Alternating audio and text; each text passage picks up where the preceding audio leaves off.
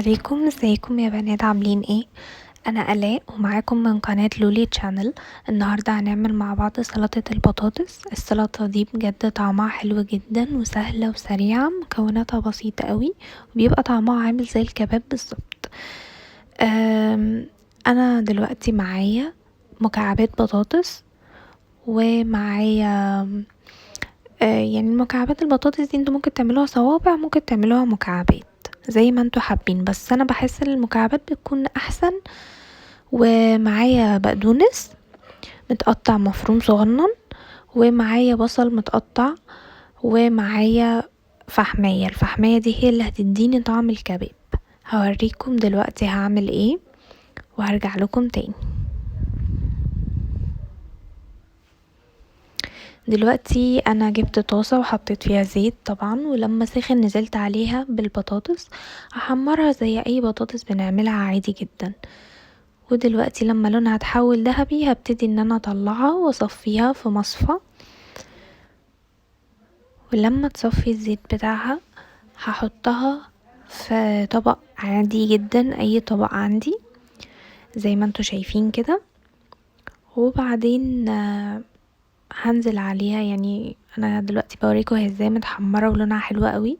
هنزل عليها بالبصل المتقطع، انا حاطه عليه بس ملح وكمون، مش حاطه عليه حاجه تانية.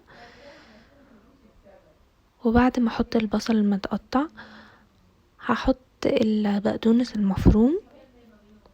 هي مكوناتها ال3 مكونات دول بس، انا مش بحب اضيف عليها اي حاجه تانية، وبصراحه هي ما بتكونش محتاجه حاجه. بعد ما احط البقدونس طبعا المفروم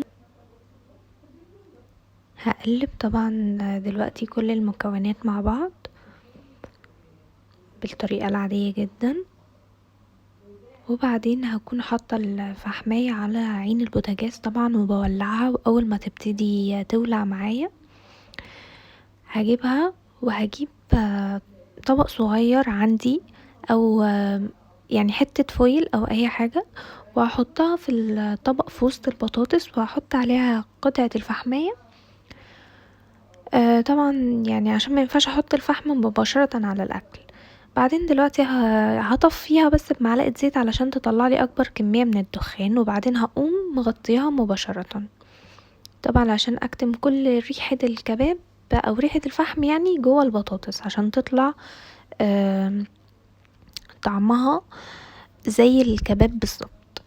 ودلوقتي هي خلصت معايا، هي سهلة وسريعة جدا وما بتاخدش وقت خالص. جربوها وكمان اقتصادية. واكتبوا لي في الكومنتات لو عجبتكم، ما تنسوش اللايك والاشتراك في القناة لو اول مرة تشوفوني.